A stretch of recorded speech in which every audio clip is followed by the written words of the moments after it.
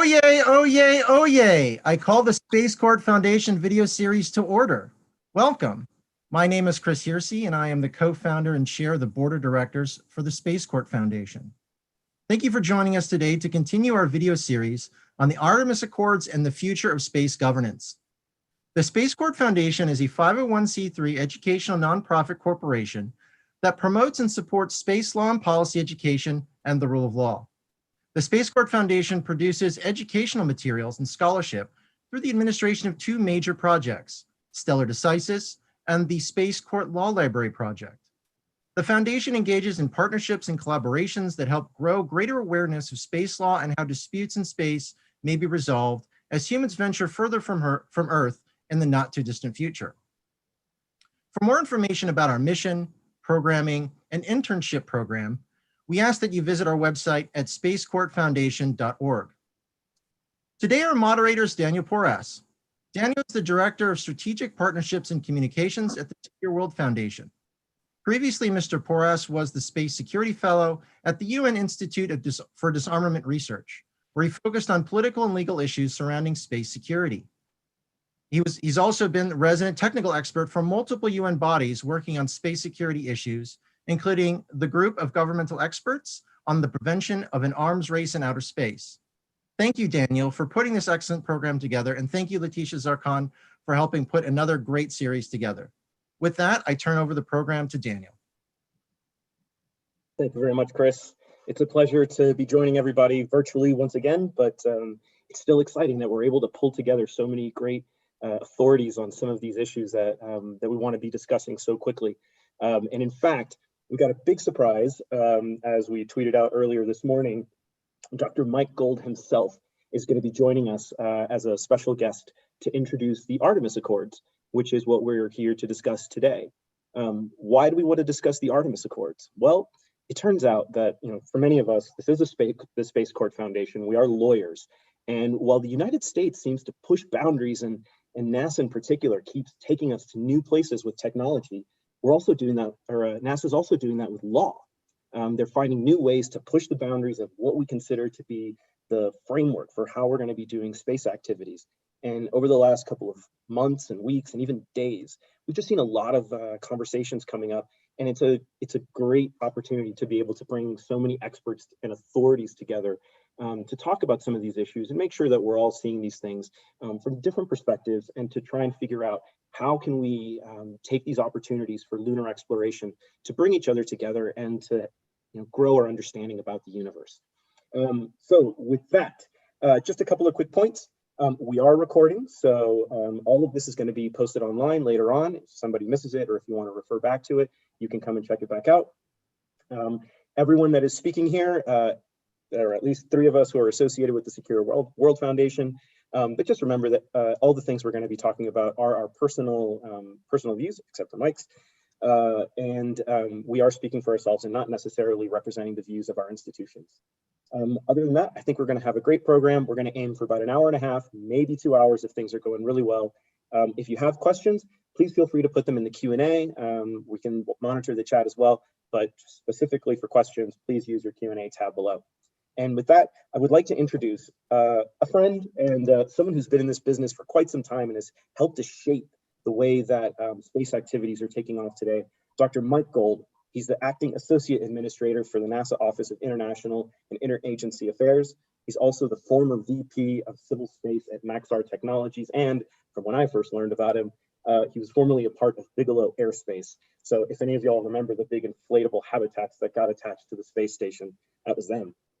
So it's my pleasure to invite Mike to join us and to tell us, Mike, what are the Artemis Accords? And let me tell you, despite leaving Bigelow Aerospace, I'm more inflatable every day. So I continue to practice what I preach. Hey, Daniel, thank you so much for that kind introduction. Again, it's so nice to be with you and Chris Hearsey and Chris, all the Chris's, Goyo, Una, such a terrific event. Forgive me for gate crashing, but there's no Artemis Accords discussion I don't want to get involved in. And later on, I will have to leave, but will be replaced by the talented and smart, another terrific space attorney, Gabriel Swinney, from Department of State. And, we start out talking about lawyers and law, and let me get myself in trouble immediately by saying, I always think the engineers have the easy job. They just deal with physics.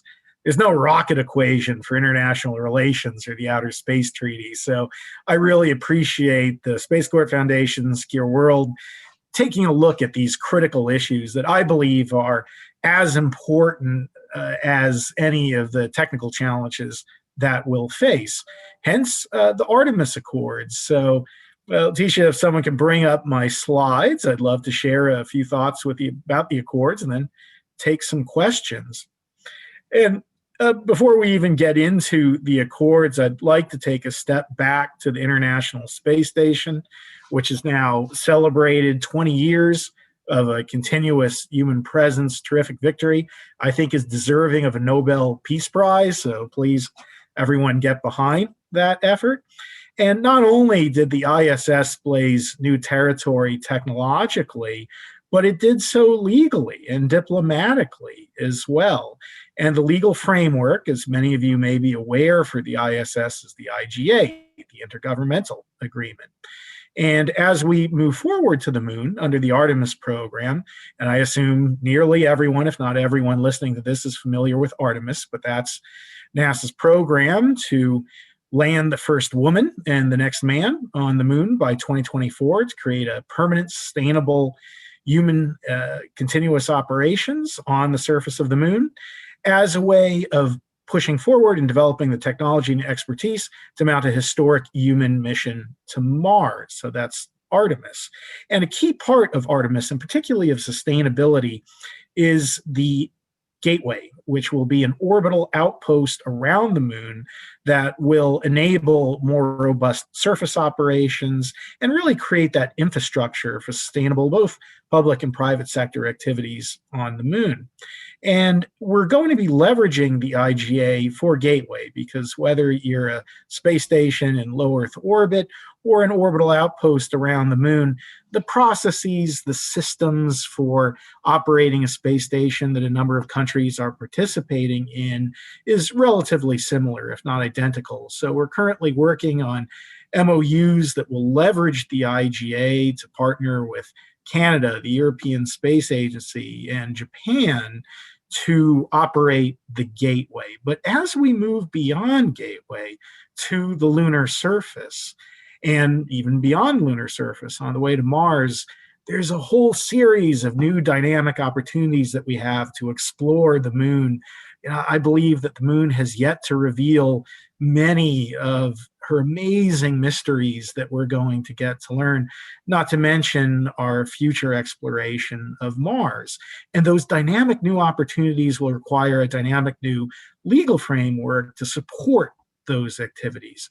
And that's where the Artemis Accords come in. So if we go to our next slide, please.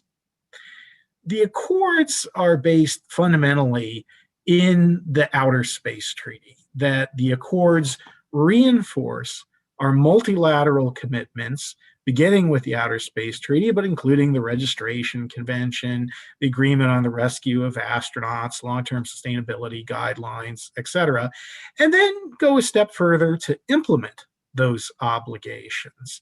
There are a couple of places where we've got some principles that go beyond the Outer Space Treaty in terms of common practices, such as the public release of scientific data that NASA has always done. And I'll get into those in more detail as we go through the specifics of the principles.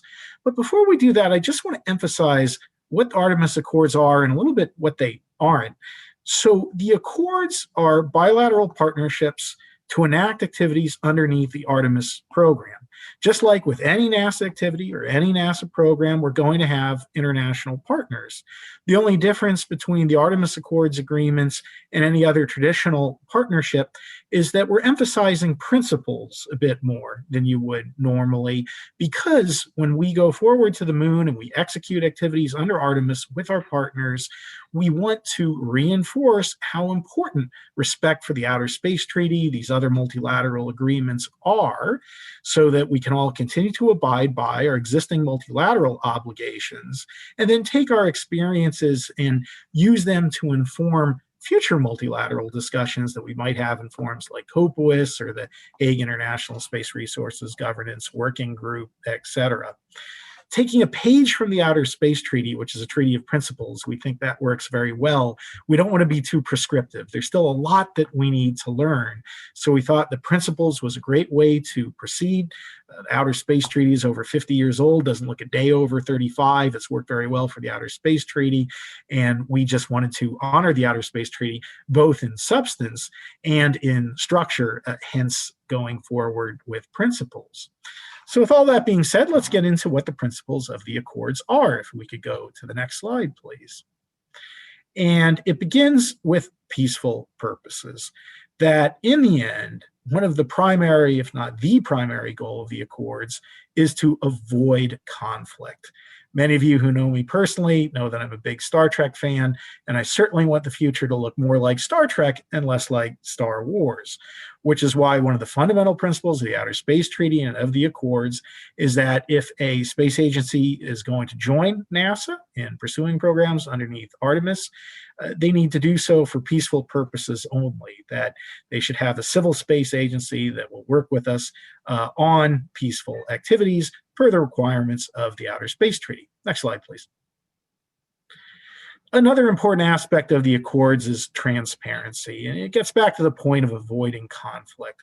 The more that we know about what our other countries are doing, what each of us are doing, the better off we're going to be to avoid conflict, to maintain peace, and to grow private sector opportunities. So as part of the Accords, we're going to ask partners to be as transparent as possible relative to their plans, policies, and activities. Next slide, please. Interoperability. So this is one that isn't explicitly in the Outer Space Treaty, but we believe it's very much in the spirit of the treaty.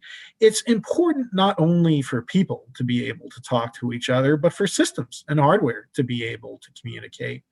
We want to set up an environment that's conducive to peaceful operations and commercial growth.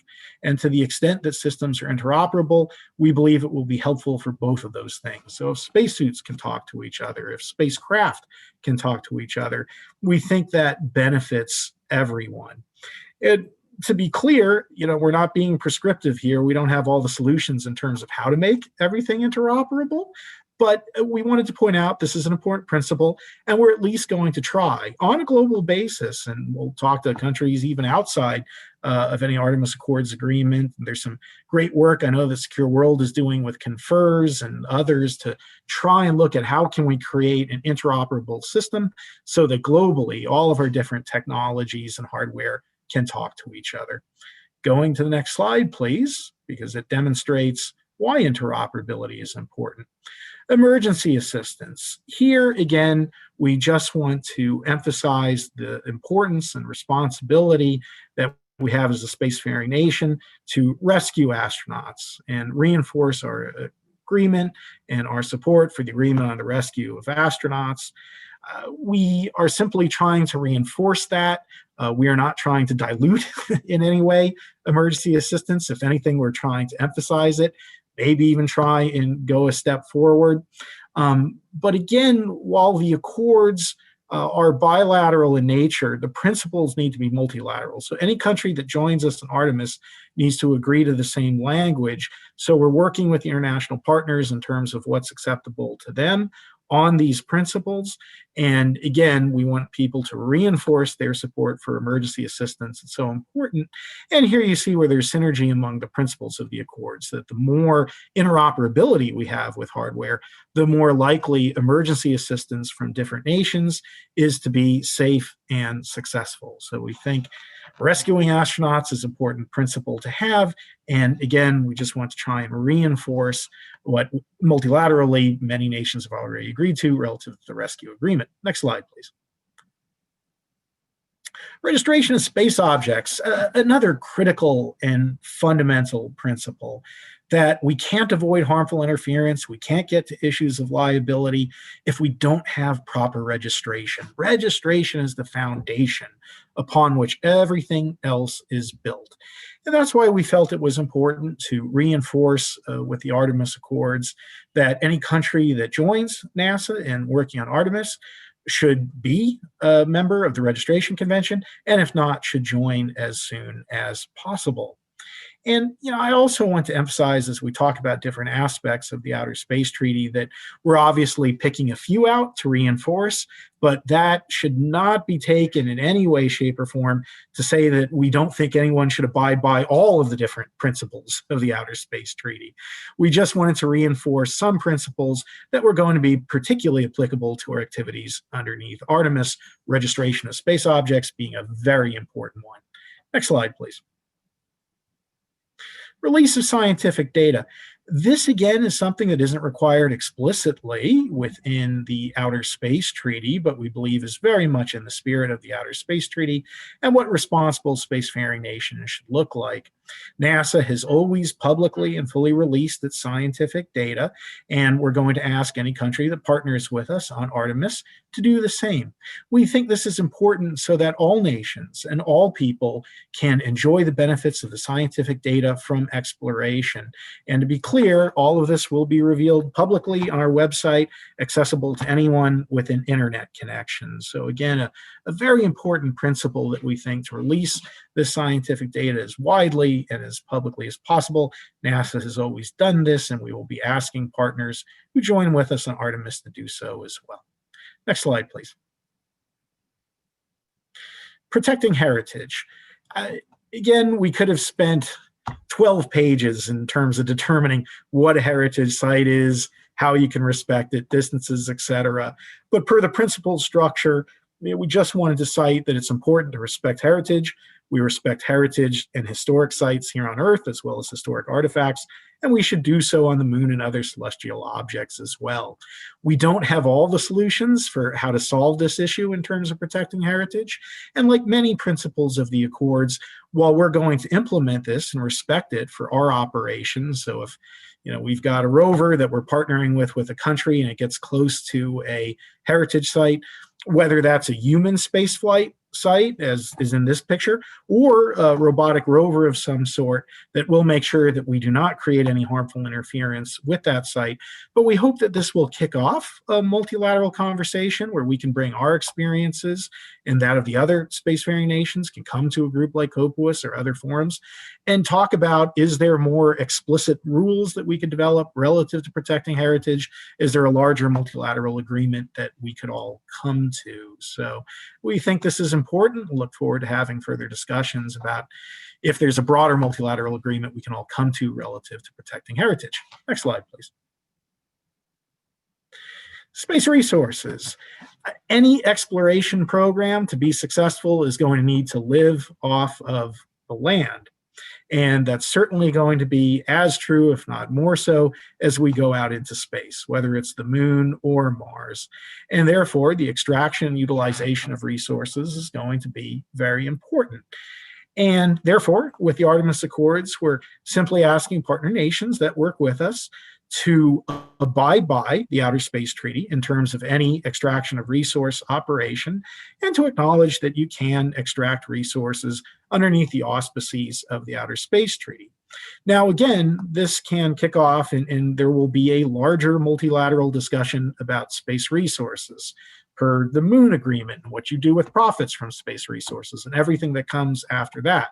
However, relative to the Accords, all that we're saying is that you can extract resources, you can utilize resources, you can enjoy the fruits of your labor, and further issues on that topic, can be part of a future multilateral discussion and properly should be.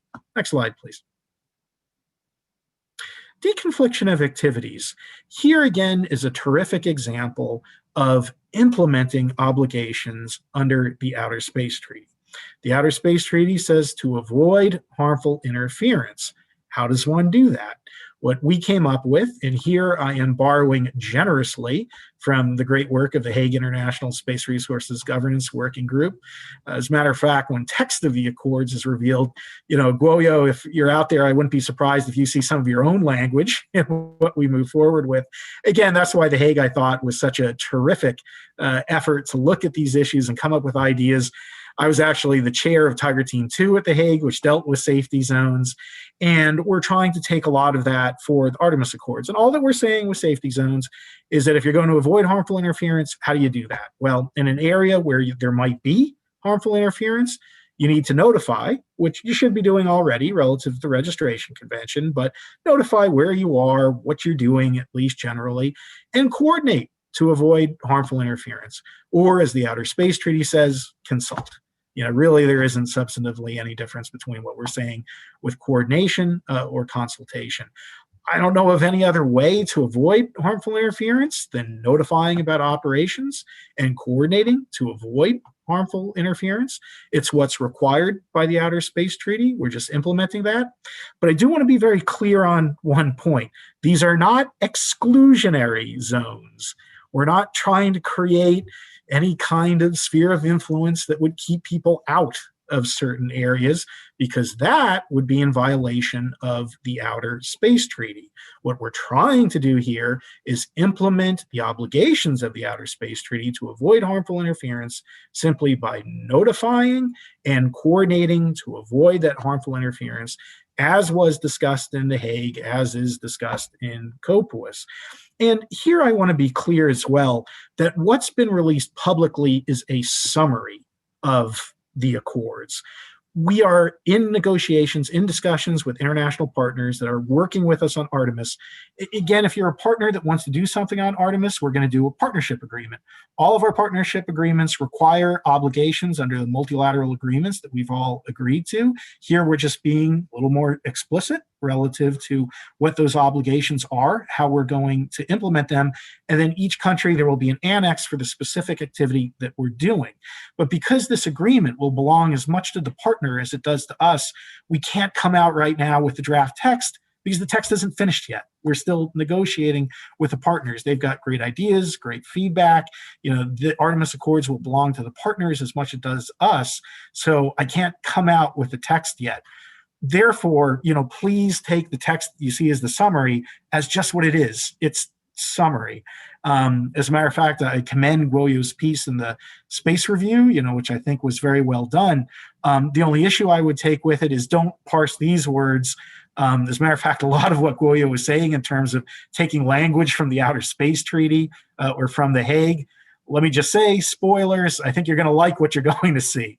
We certainly do that in copious amounts relative to trying to parrot the exact language of the treaty or of what we did in The Hague in places. At least that's our expectation. We look forward to releasing the actual text as soon as those negotiations are concluded. And again, I think people are going to like what they're going to see, but please don't jump to any conclusions until you see that. Again, this is just summary text. Next slide, please. Orbital debris, we haven't done a particularly great job with the orbital debris issue here on Earth. We certainly hope to do better, as with this and many other things, as we move forward into space. And that's why we're going to ask partners who join us with the Artemis Accords to do better, have a plan for the passivation, have a plan for getting rid of debris that's safe and responsible per guidelines that have been developed by Copuous. Again, you see us going back to multilateral commitments. So those are the principles of the Accords. We think they're pretty common sense and were written to be inclusive. We don't believe that any signatory to the Outer Space Treaty would have a problem with anything that exists in the Accords. As a matter of fact, they should be abiding by all of these principles already, with a few exceptions, such as the public release of scientific data, which we hope, if it isn't already, should become common international practice, if not common international law. I do want to point out, though, that there's a difference between the Artemis Accords, which are government-to-government agreements, and the rules that should govern the private sector. While much of this we think will be helpful to create an environment that's conducive to private sector development, such as just at least saying you can enjoy the fruits of your labor with space resources or creating an interoperable environment, there are a few aspects of the Accords that the private sector shouldn't necessarily have to abide by, such as the full and public release of scientific data. That's not what a private sector entity does. So as different countries and as the US government looks at what the rule should be for the private sector. It may be different in some places from the Accords, although we hope the Accords set a very positive example for the world to follow. Again, I want to emphasize that we are trying to reinforce our obligations under the Outer Space Treaty. I think when you see the final text, you'll see that even more clearly than you do in the summary. We don't want to divide the world. We just want the world to take the Outer Space Treaty, the other multilateral agreements seriously, take these issues seriously so that we can deal with them now to prevent conflict in the future.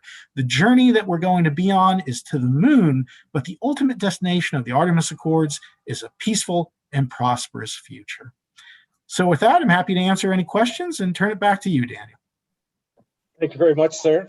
You've given us so much to think about and so much to talk about. So this is quite exciting. And I had a lot of questions that are already coming to mind, but I'm going to defer first, and I'll hand it over to Johnson. Chris Johnson, for those of you who might not already be aware of Chris Johnson, he is the Space Law Advisor at Secure World Foundation and probably my oldest friend in space law. He's a space law adjunct at Georgetown University and at the International Space University. And he and I both did internships at the Office for Outer Space Affairs many, many moons ago. Chris, what would you like to ask Mike? All right, thanks for the introduction. And Mike, thank you for the presentation. I think, when we talk about Artemis Accords, we're thinking, about international law, their context in international law, their consequences for international space law. But those, academic discussions have to be grounded on the reality of what Artemis is about and what Artemis wants to do.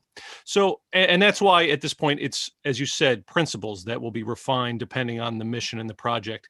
Can you give us some type of indication of what type of things are actually going to be done on the lunar surface, or where on the lunar surface does Artemis want to go, and some of the things they want to do? We're talking crewed inhabitation, resource use, etc.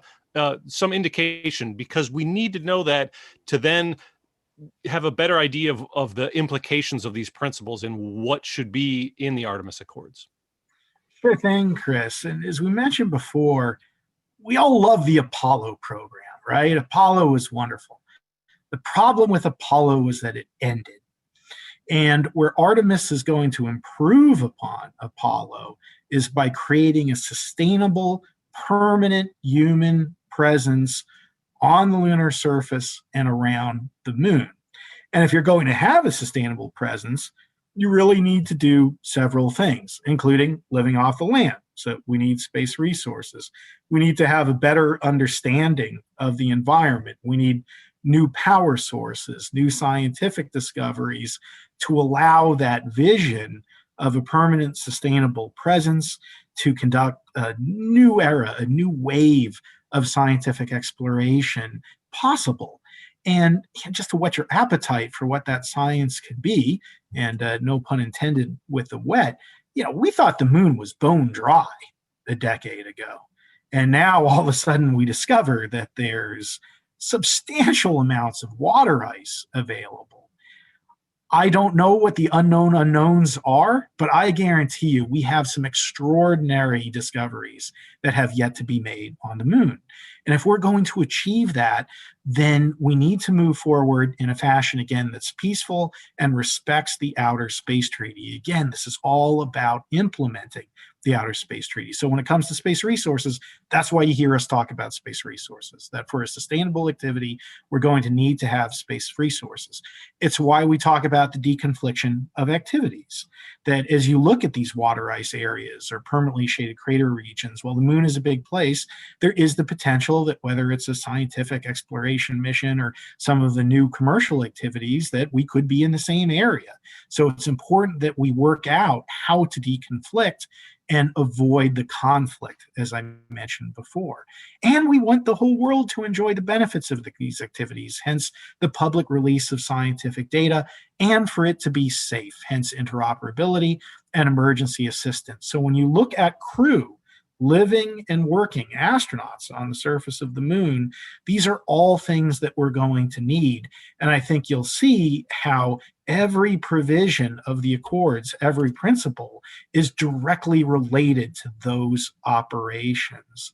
It would be great if we had multilateral agreements on all of these topics, ready to go, but I'm afraid that's certainly not going to happen by 2024, which is why we're just emphasizing that we are going to abide by these principles. We're going to ask any country that's a partner in the Artemis Accords to abide by these principles, and we hope that everyone else who goes to the moon also abides by these principles, and that it leads to multilateral conversations in the future. Okay.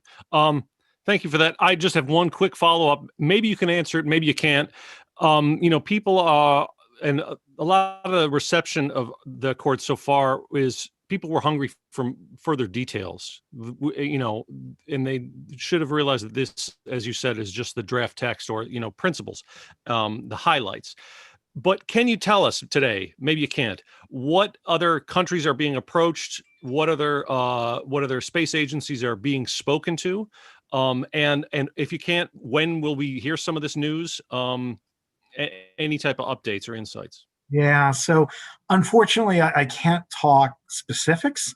As you know, I spent most of my career outside of government. Coming in, I was surprised how challenging some of the internal processes were. But the reason that I can't talk specifics is a good one, because again, we don't want to get ahead of ourselves because we're still talking to partners about what the text should be, that we respect their input. We created some draft text. I can tell you it is substantially improved from the feedback that we received from international partners, and is still improving. It's still evolving from everything that we have seen. My hope is that you won't have to wait too much longer before additional announcements and perhaps seeing some text.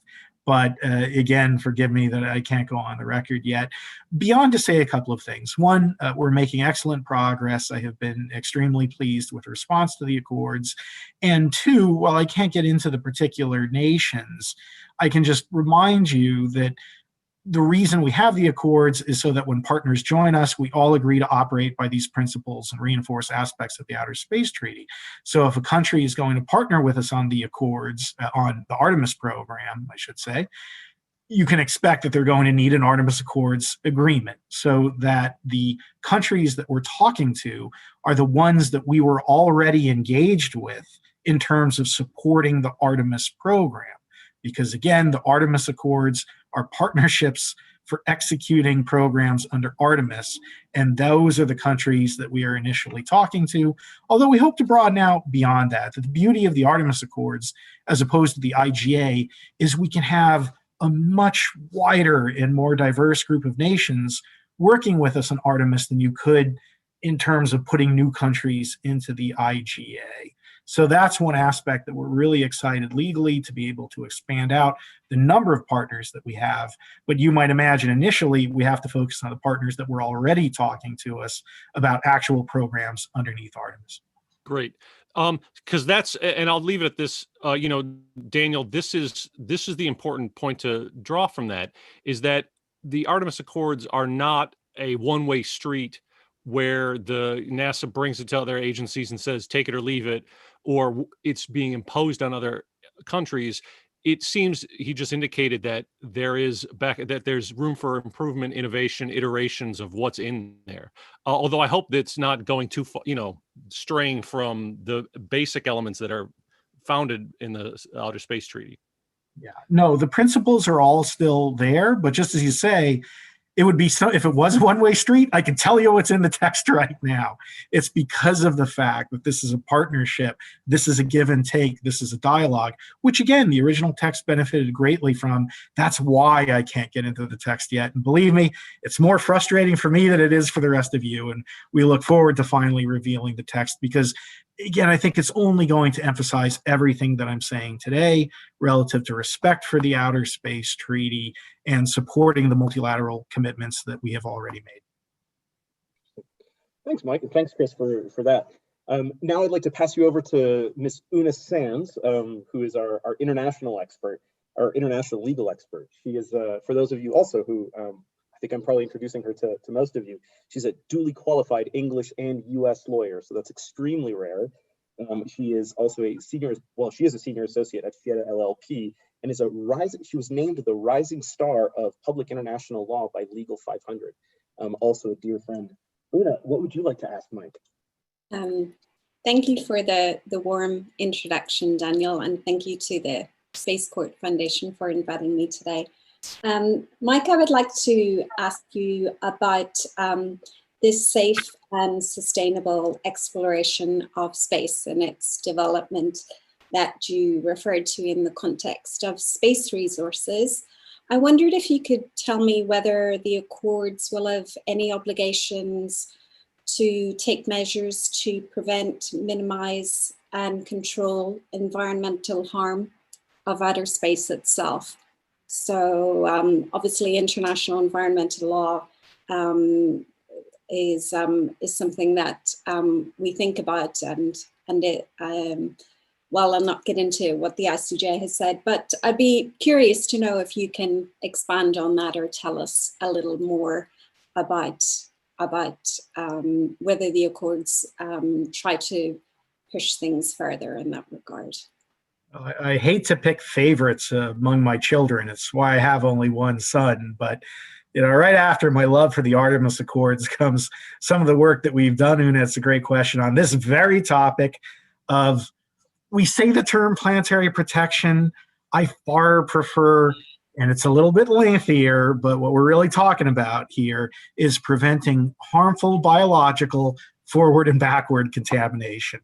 Bit of a mouthful, but sometimes when we say planetary protection, everyone always envisions asteroids and planetary defense, etc. So I always like trying to go to that more accurate, albeit more lengthy term of preventing harmful biological forward and backward contamination. So very important issue, but it is a good example of a place in the Accords, and again, they're still evolving, but I don't expect that we'll be highlighting that aspect. Now, to be clear, like everything else in the Outer Space Treaty, we will respect and abide by it.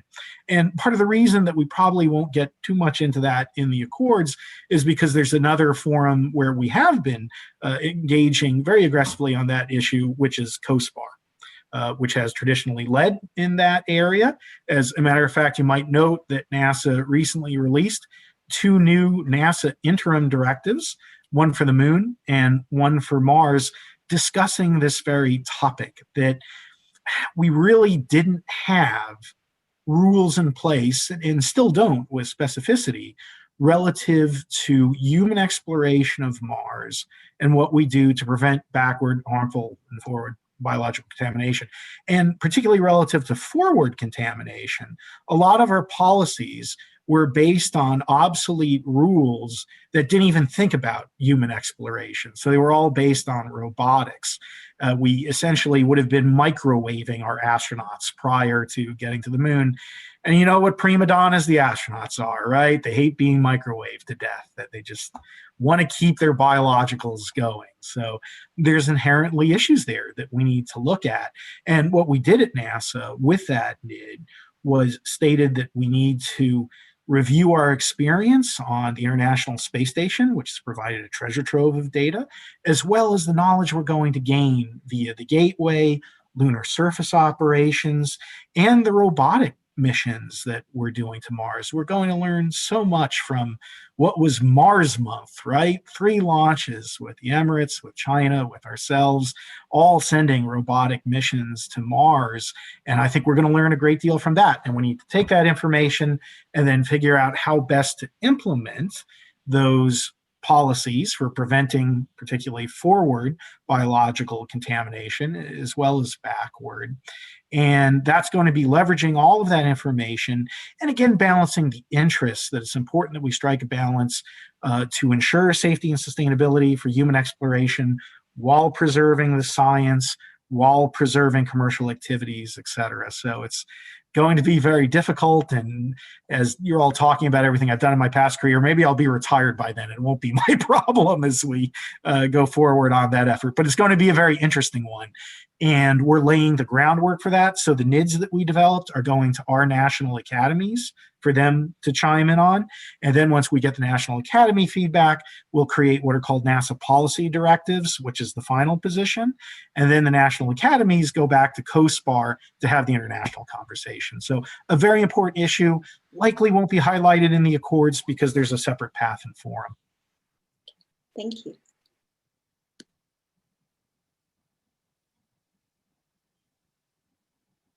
Apparently that spacebar trick doesn't work so well.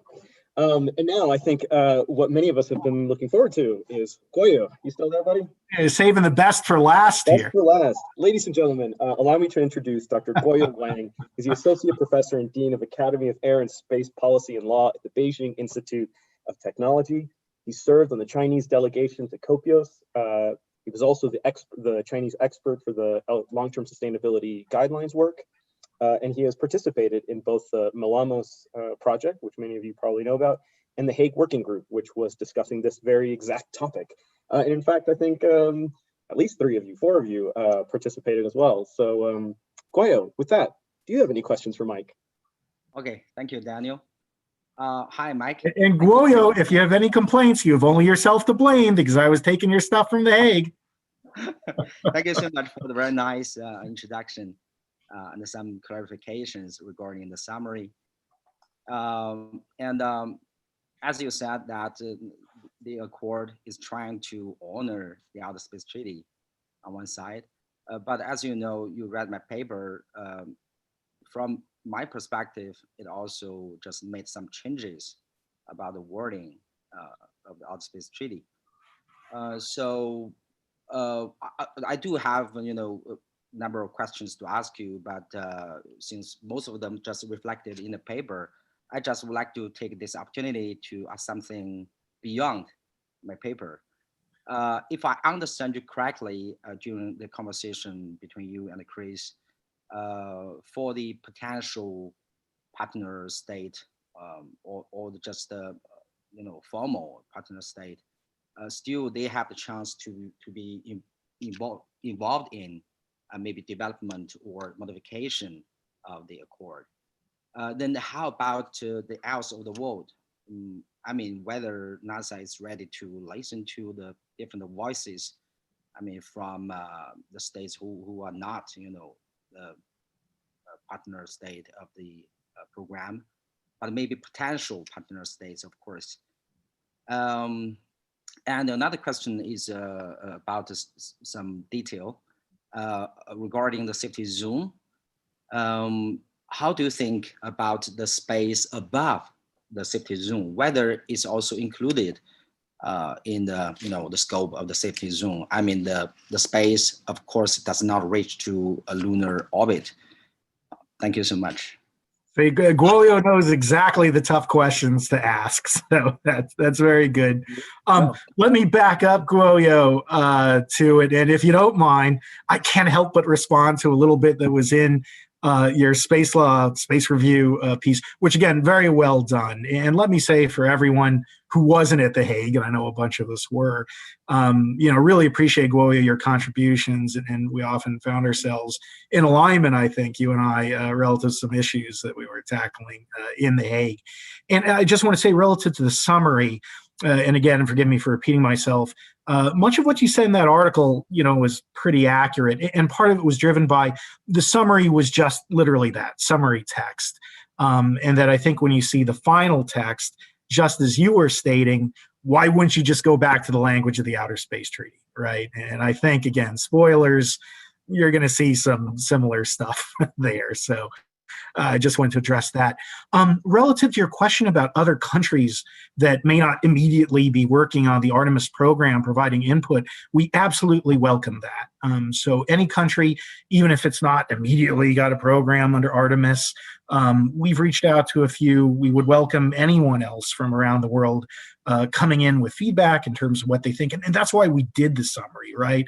That again, because this is a give and take, we couldn't put out draft text, which is unfortunate in some ways, but it shows our respect for the partners. So we tried to find a middle path, that we wanted to put out the summary to at least say, hey, this is what we're getting at, this is what we're planning to do, so that we could do exactly what you're describing. We could have a broader conversation with countries that wouldn't be directly involved in text, just to get good ideas and different, points of view, et cetera.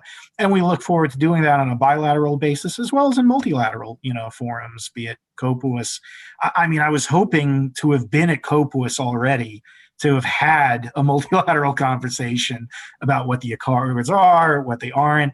Obviously, with COVID, we weren't able to make that happen, and that's unfortunate because, frankly, I think we would have already been having this conversation if it wasn't for that on a bilateral and multilateral basis across the world. So very open to that feedback. Again, reading your piece, there was a lot of interesting things there, and we're looking for resources and opinions from across the world. So definitely open to it. Relative to safety zones, again, you make a great point, not only in terms of geographically distance up, but what about electromagnetic spectrum, right? Is that harmful interference? Is that included in a safety zone? And all I can tell you is I don't know. That part of the reason that we're proceeding with principles is that we're going to learn, right? We're modest enough to recognize we don't have all of the answers. And in many cases, we probably don't even know what the questions are. So that's why we just want to say the principle that we want to have a safety zone where we'll notify and coordinate what that ultimately looks like in terms of height, up or down, spectrum, debris. We kind of don't know yet. And that's why we're going to try and abide by the principle as best as we can, and then take that experience to the COPUOS and to multilateral forums. And as we have further discussions about what avoiding or preventing harmful interference means, we can compare notes with other nations that have conducted activities, and then hopefully all come together with our different experiences to craft multilateral agreements based on what everyone has done. So it's a lawyerly answer to say we don't know, we don't have that defined yet, but I think it's an accurate one in that we need to be modest, that we just haven't conducted the operations yet. We're going to learn along the way. And we just wanted to create a system that was sufficiently flexible to allow for that learning period, and then for us to come forward in a multilateral context. Thank you, Mike. Mike, I know you're going to have to run here in a second, but just one last question. Our producer, Letitia Zarkin, would also like to ask you a question. Everyone, I know a lot of you have also been introduced to Letitia. Letitia is my former intern when I was at the UN Institute for Disarmament Research. She's been with everyone from SES to the European Space Agency, so she really knows her stuff. Letitia, you have the last question. Thank you very much, Daniel, for the very nice introduction. And thank you, Mike, for your interest in the roundtable we are organizing today with the Space Code Foundation, and for the presentation of the Artemis Accords. I will have a question related to space law. May you explain us, under the Artemis Accords, who decides if a state is not complying with the Outer Space Treaty? Thank you.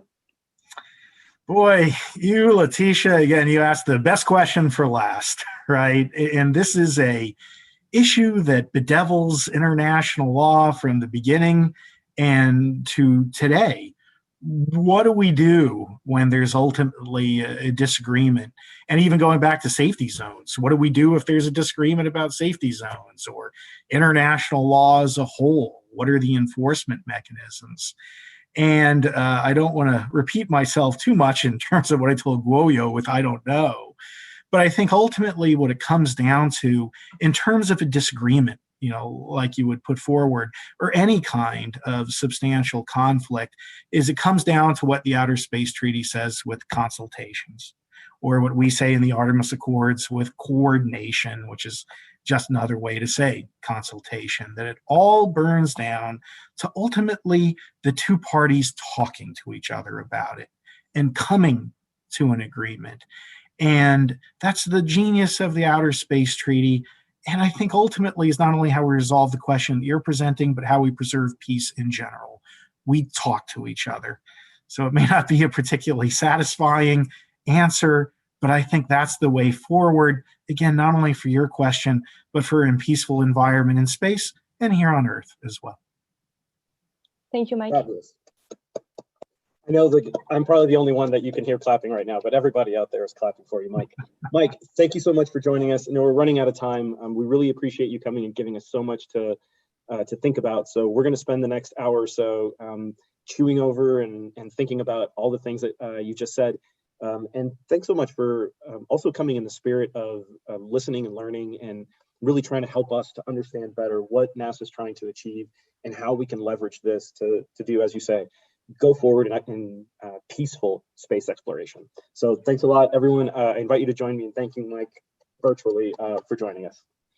I appreciate the opportunity. I consider myself still a law student. I'm learning every day, just not paying tuition, thank goodness. Take care, everyone. Thanks, Dan. So with that, everyone, we're going to go ahead and continue with our original program. But fortunately, we've also got Gabe Sweeney. He's the attorney advisor for the State Department and also an authority on this issue. He's going to be on standby if we have any questions that we'd like to ask the U.S. government about this, about the Artemis Accords.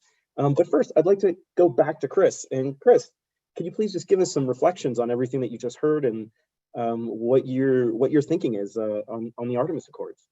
Okay, well, I'll talk about two particular things in So the first thing is when I want to talk about freedom of exploration and use in Article 1 of the Outer Space Treaty. And, first, from the historical perspective, that right to explore and use outer space, including the moon and other celestial bodies, the freedom of access, exploration, and use, this is a right that wasn't a historical certainty. And it's not, and it is a right which had to be negotiated and agreed upon by states. So, did states enjoy the right to access space, simply as a consequence of their own inherent state sovereignty? What was there a freedom to explore space in, say, 1960, before even the 1963 Principles Declaration? Maybe there was, maybe there wasn't. But it is the state now, the current state of the law, the lex lata, is that states have the right to access, explore, and use outer space without asking permission of other states or without asking permission from the international community or the Security Council or the General Assembly. So say if a state chooses, and it's not mandatory that they explore space, but if they choose to exercise that right, they don't have to go and ask for permission or clear their program with other countries or with a community. So I think that was not guaranteed in the history of the development of space law, but that's the way that we have it now.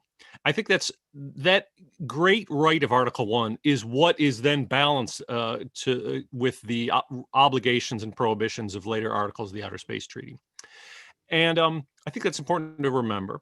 And I think that the other aspect that I like to point out about and this plays into how we think about Artemis Accords is that they do offer, some type of development of space law. And I think that that's where I'd like to hear from Una and Goyu about that, is that they,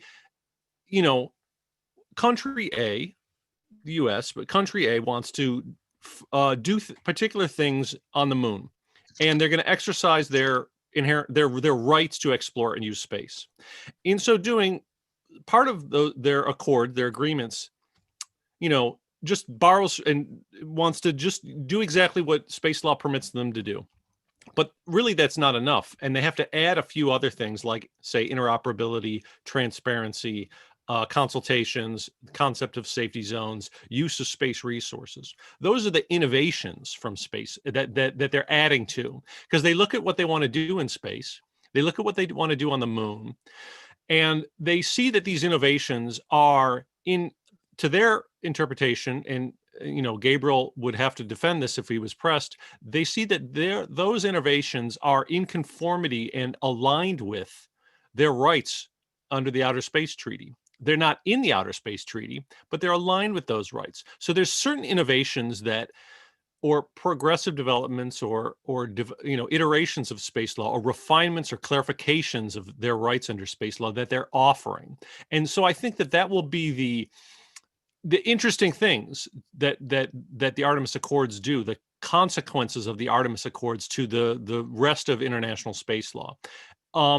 So that's where there may be comment on and questionings, but if the United States sees that these are things that they want to do in space, that they're allowed to do, and fit with the Artemis program, well, this is their effort to make those refinements and expansions of space law. So I may, perhaps Una and Goyu have opinions on how they're doing that or the substance of them itself. But when I look at the principles of the Artemis Accords, I think that everything in there is in accordance with space law, whether it's explicitly or it, say, fills gaps or fills silences that already exist in the space law regime. Thanks, Chris. That's really insightful. And I see Brian Israel rightly, as a good lawyer, pointing out to us that the freedom of access to space may be more of a freedom than a right, because the Security Council has limited at least North Korea's right to access space due to some of their missile technology and activities there. Now I'd like to switch over to Una to give us a proper legal discussion. Una, first of all, how are these bilateral agreements? Because the Artemis Accords are supposed to be bilats. How is that different from multilateral agreements? What are the advantages and disadvantages? What impact could these accords have on international law in general? And how do we reconcile differences of opinion that might arise between how the Artemis Accords are interpreting outer space law and how others might be interpreting it? Thank you, Daniel, for those questions. And in order to be able to answer them, I'd need to take a step back almost, and I need to ask myself, how do the Artemis Accords fit within the broader framework of international law itself? Now, in terms of what the Accords say, they do reaffirm some pre-existing norms of international space law. As we've heard earlier, the language doesn't always mirror the OST provisions, but again, the text is not finalized. So that's one thing. At times I notice that the language does appear to go beyond what I see in the OST. I notice they don't mention consultation, which appears a lot in the OST, but again, that may come through in the final version. But to your question, Daniel, what do the Accords mean for international law itself?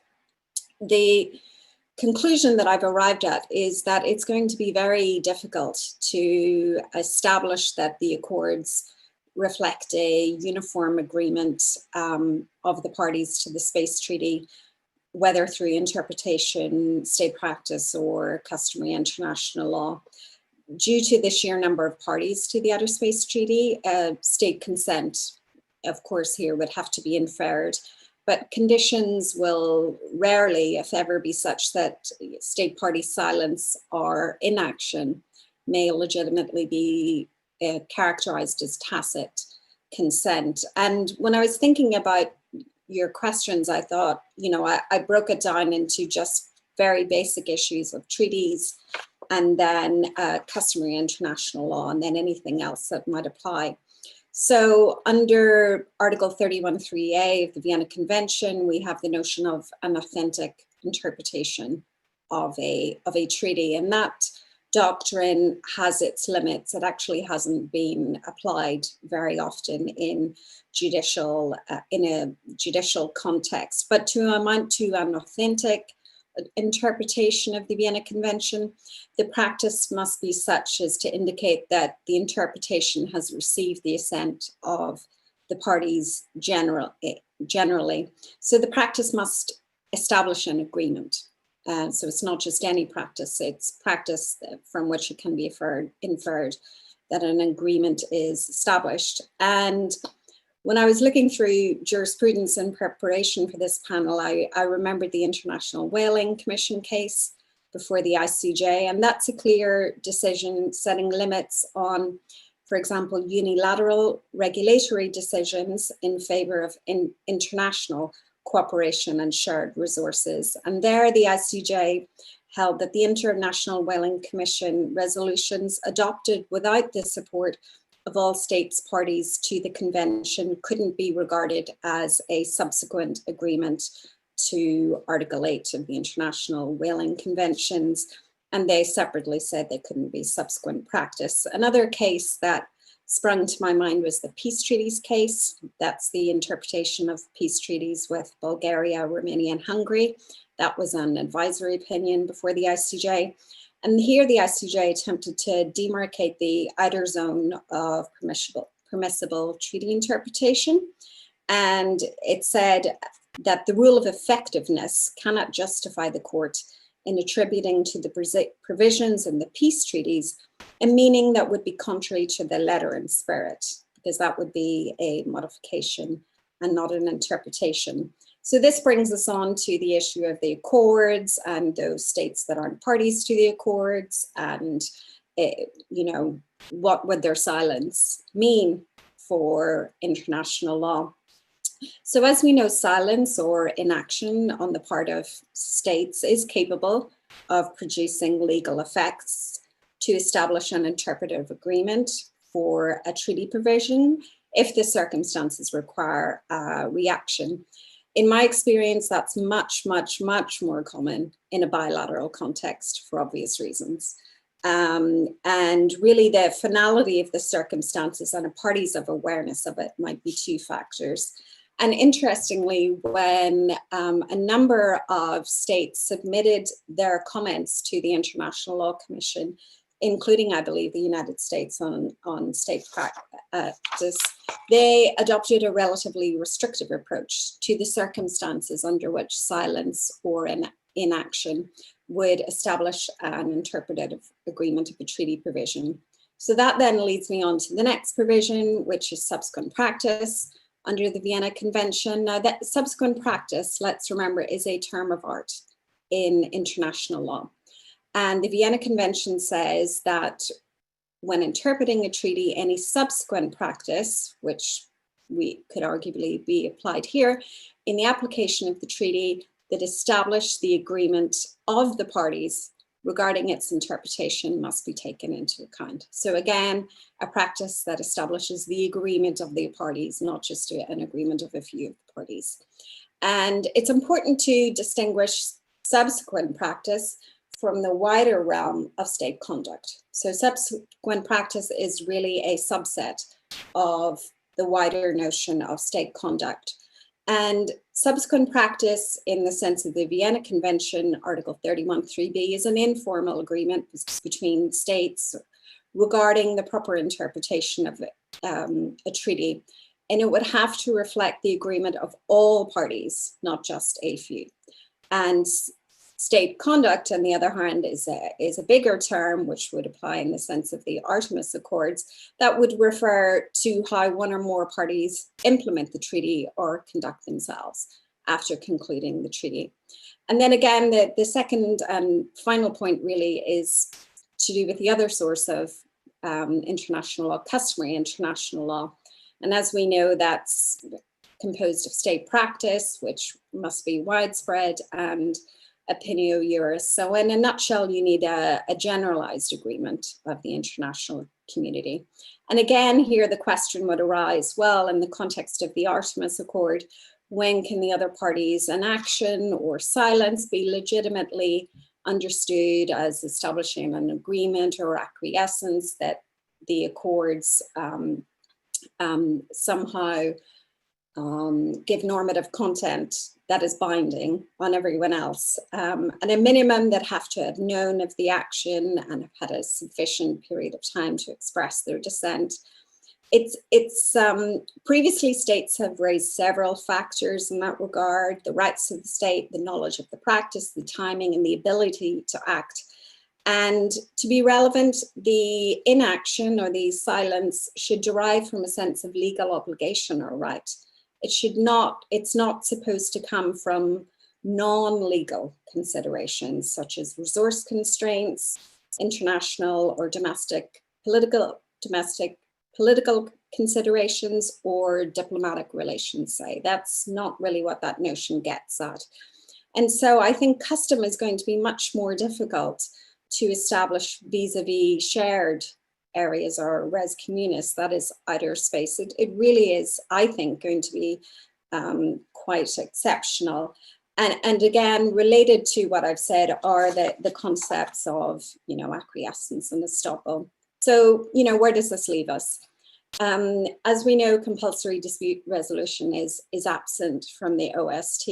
Query whether it is time to revisit that, if not through a court with permanent jurisdiction, at least through arbitration.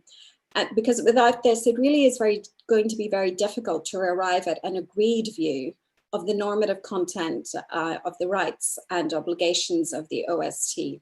Who gets to decide what the standards are? And this is related, I think, to Letitia's question, who will decide concepts like harmful interference, due regard. And one of the things that is entirely possible is we're going to have a fragmentation of interpretation of the rights and obligations of the OST. It's entirely possible to see different countries or groups of countries coming together to follow different standards. And, without submitting to dispute resolution or without a subsequent agreement, it's very difficult to reconcile treaty text with what other states say is contradictory state action. And, again, there is the option of the formal method, which is an amendment or a protocol. So it wouldn't need to revise the entire treaty itself. Practically, yes, difficult, but much, much more conducive to certainty, I would submit.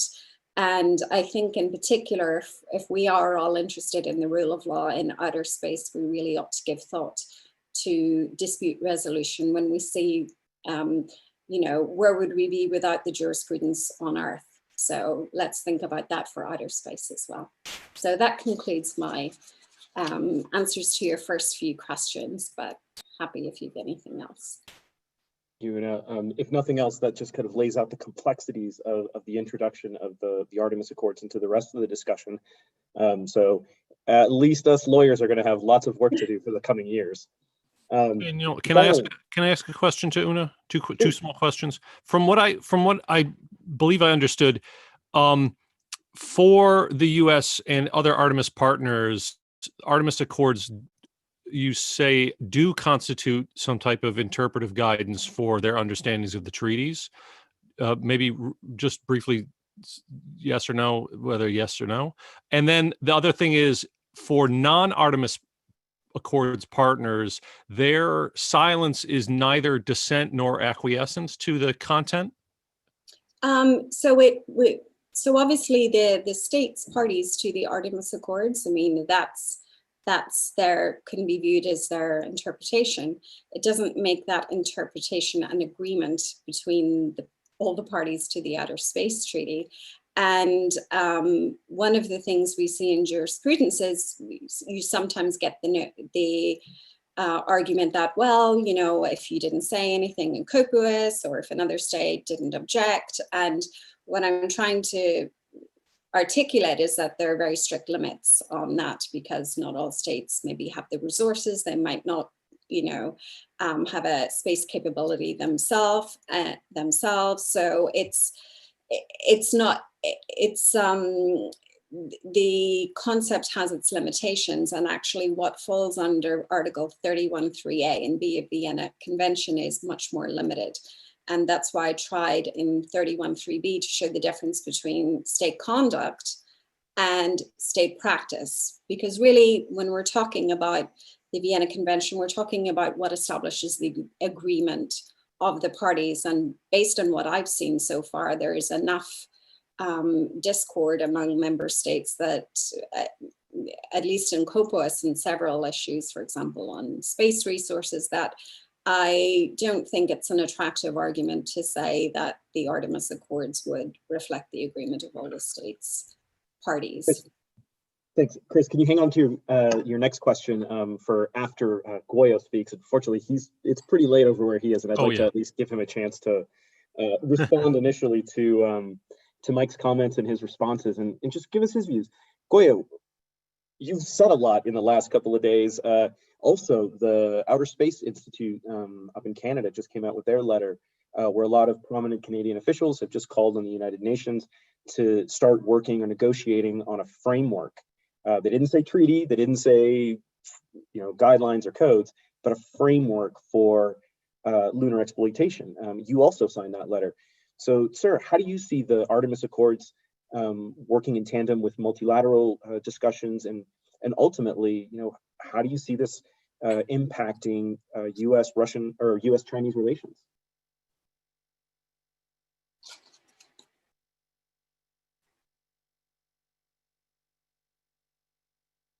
Hang on, you're muted, sir. Oh, sorry. Yeah, There you go. No, yeah. Okay, so you can hear me now, right? So I just would like to a little bit introduce the background of the so-called Canadian proposal.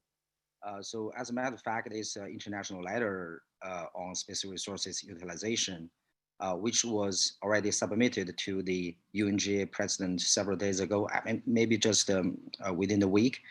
It's just initiated by, as you said, Outer Space Institute of the University of British Columbia, and drafted by some of our Canadian colleagues. So the main purpose of this proposal, as stated by itself, to urge states to present for adoption at the UNGA, a resolution which would request even COPUOS to negotiate with all deliberate speed a draft multilateral agreement on space resources exploration, exploitation, and utilization for consideration by the GA. So for me, basically, it just proposes a multilateral approach under the auspices of UN to formulate an international legal framework or legal regime of space resources activities. Thus, it's the first point, which is different with the accord. The accord just adopt a bilateral or multilateral model led by one state and is beyond the UN framework to get consensus on the relevant legal issues. And the second difference is that the Canadian proposal just paid more attention to developing countries and argue they are deserved for equal chance to be involved into such discussions. However, the accord seemingly does not offer such kind of opportunities to them. It rather aims to cooperate with capable state to explore the moon together and share the legal opinion together. So the relations, the possible influence on the Sino-American relations. So first, for me, it's tough, but I think it's still too early and remote to say the accord would affect U.S.-China relations, no matter in space or on Earth. So first, whether it could affect the Sino-American relation in space is still under observation. It somehow depends on whether it's open to China, either for substantive participation or for further discussion on the possible development of the accords, because as Mike said, it's just the summary. So the whole text is still under drafting. And second, I believe that the bilateral relations in space are interacted with the ones in other domains regarding the China-US situation. First, things like arms control, cyber, trade, and the South China Sea, and so on. And I see deterioration in other fields relations might affect Sino-American relations in space negatively. But on the other side, hopefully a turn for the better in Sino-American space relation might warm up the relations of the two countries on Earth. So basically, I just stop here. Thank you very much, sir. And I agree with you that the relations in space do tend to reflect relations down here on Earth. But if the Cold War showed us anything, that outer space does provide good opportunities to try and bridge those divides. I know most of you can't see him up here, but this is Alexei Leonov, one of my heroes, largely because he helped orchestrate the first international handshake in outer space when the Soyuz and the Apollo, when the spacecraft came together for the first time in space. So there's a lot of stuff that we're throwing out right now, and I know there's somebody in the audience who would be very interested in at least responding to some of these things that we've been throwing out. I think right now at the moment we're asking a lot of questions, and the Artemis Accords really do bring up a lot of issues. So before we settle on what they're going to be or get a better sense, it's good to know which questions we need to ask. So as I said, we've got Gabriel Sweeney. Gabe, you're a presenter now. If you'd like to turn on your camera. There's a lot that just came from Chris and Una and Goyu. Is there anything that you would like to say? Can I say something about the interpretation? May I? Yeah. While we wait for Gabriel to turn his mic. Sure. Go ahead, Goyu. No, Goyu, go ahead. Okay. So we discussed a lot about the so-called legality or legitimacy about the interpretation in the accord to the Outer Space Treaty. But I'm afraid that we might just discuss a fake issue, because for me, interpretation is how to say, for instance, like Article 2 of the Outer Space Treaty. If you argue, okay, so the non-appropriation principle also applies to space resources, but only space resources in place. I agree, it's a kind of interpretation, but at least the summary just right for me. I would like to say it's changing. It just changes some wording of the Outer Space Treaty. It's not interpretation. Or if you would like to create something new from like Ferranda perspective, that's fine. But it must be something new beyond the Outer Space Treaty. Something is not mentioned in the treaty. However, if some issue is just expressly stipulated in Outer Space Treaty, for instance, like the peaceful purpose, exclusive peaceful purpose, or about the rescue of the astronauts. So in this regard, I do think that the Accords is seemingly not trying to interpret some ambiguous, in the treaty. It's just to change the wording and create something new, which is different with the the expression in the Outer Space Treaty. So, and another thing I would like to say is that about bilateral or multilateral agreement. So if it is interpretation or creation of new rules, no matter in bilateral or multilateral agreements, it's totally fine. Because again, according to the Vienna Convention, it could be even as subsequent state practice in the application of the treaty, could be taken as the interpretation of the specific rules. But it still is very dangerous to change the treaty language, no matter, again, in bilateral or multilateral approach. I just stop here. Okay. Well, with that, Gabe, I think you got left with the most unenviable job. There's lots to do there, and Mike has left plenty on your plate. Please, sir, comments? Sure, I'll do my best. Yeah, Mike and I have been tag teaming the Artemis Accords for a while, and I guess my job is to clean up when he leaves. No, there's lots of great questions, and I'll try to address them in a way that makes sense in terms of order. and I'm sure I'll miss some stuff, but feel free to ask me. For those of you who don't know who I am, like you heard Gabriel Swinney, I'm an attorney advisor at the State Department. I cover our space law portfolio, and I work closely with Mike and the NASA team and the State Department policy team on international space law issues. Sorry? What was that? Great background. Yeah, so I get to talk about this fun stuff all the time. So in terms of the, maybe I'll work backwards. In terms of the Outer Space Treaty, Goyu raised some important questions, as well as Ona did, about how the Artemis Accords interact with the existing legal regime set up by the Outer Space Treaty, and are the principles set out in the Accords consistent or different, or are they trying to change the Outer Space Treaty? What exactly are we trying to do here? And I think Goyu and others have accurately noted that the summary, certainly that's online on the NASA website, sometimes does not use the exact language of the Outer Space Treaty. Just, I think Mike already said, with regards to the summary, that was a summary for essentially press and public consumption. So I think I wouldn't put too much into the words of the actual summary in terms of internal US government stuff. That was made by the outward-facing press people. That's not something that sort of we on the legal team drafted and stuck up there. So the words that you'll see in the actual text that's being negotiated ultimately are different.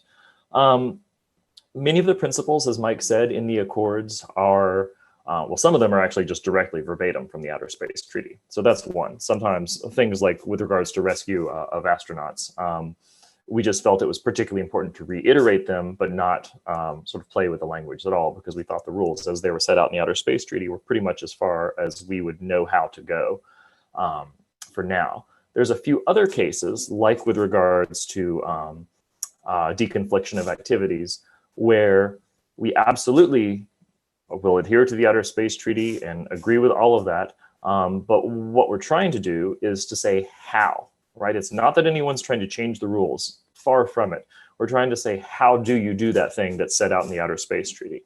Some of you may have heard the remarks I gave a couple years ago at the Galloway Symposium, for example, about due regard.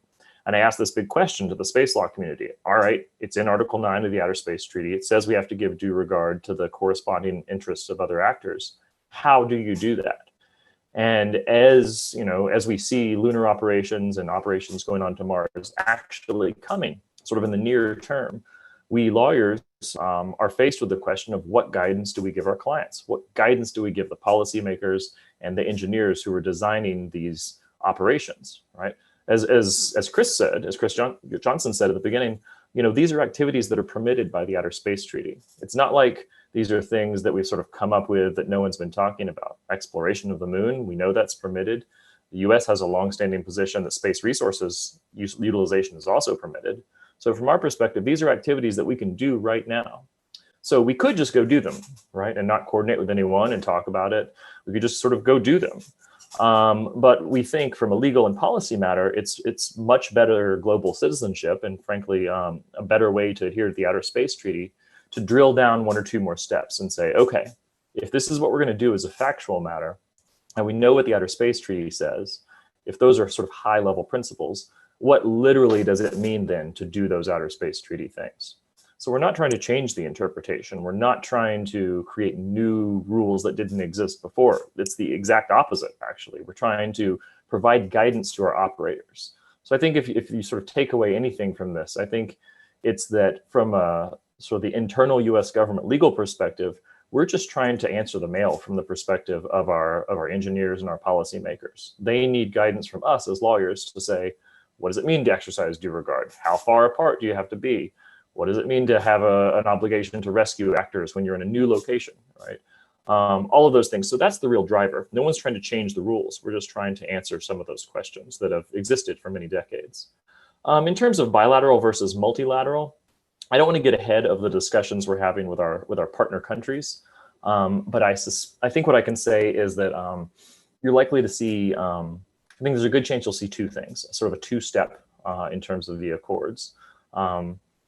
The negotiations that we're engaged in are both at a bilateral and multilateral basis, right? Because of COVID, it's difficult to all get in the same room at the same time. So we're doing all of this remotely. We're talking with our, the partners that we work with in terms of actual operations in outer space. And we do intend to have conversations on a multilateral or multi-country basis with those partners as well.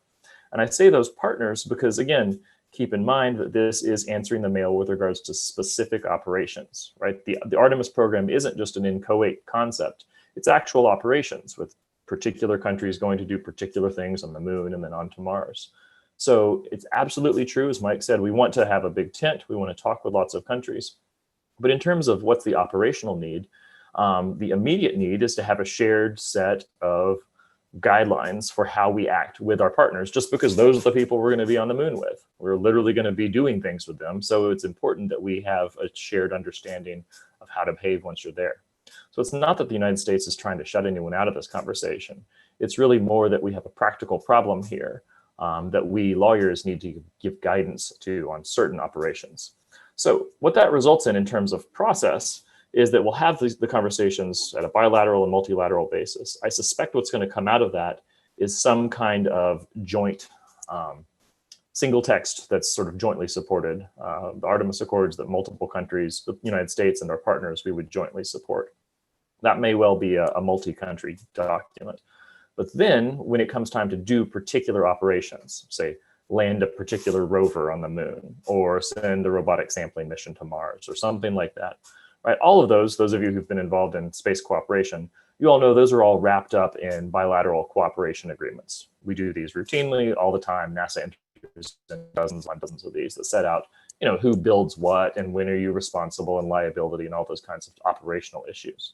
I suspect those bilateral operational agreements that are really about the technical stuff for particular missions will themselves then reference back to the Artemis Accords and say, I'm just making up an example, but as we, the United States and Canada, land this rover on the moon, we will do so in accordance with the Artemis Accords and the principles set out therein, something like that. So I think you'll end up seeing a multi-step or a tiered approach to this, where you have the higher level multilateral agreement sort of then baked into individual cooperative agreements. I'll stop there. I mean, I think that once you have that approach in mind, the idea that we really are trying to meet an operational need, I think that helps you get to the answer for some of the other questions. As Mike said, absolutely open to conversations with China, developing countries, all kinds of emerging space countries and others. But because we don't see sort of immediate specific cooperative projects on the near-term horizon with some of those countries, our focus hasn't been there right now, just because, as I said, we, the lawyers, are trying to scramble and keep up with the incredibly fast pace on the engineering and policy side of the Artemis program. So I'll stop there, but I'm happy to address anything else, any other questions you all might have. Una, Chris, Guayo? Una has a question? Yes, I have a question. Thank you, Gabriel, for your remarks. Given how much more activity we are going to be seeing, has the time not come for some sort of compulsory dispute resolution mechanism?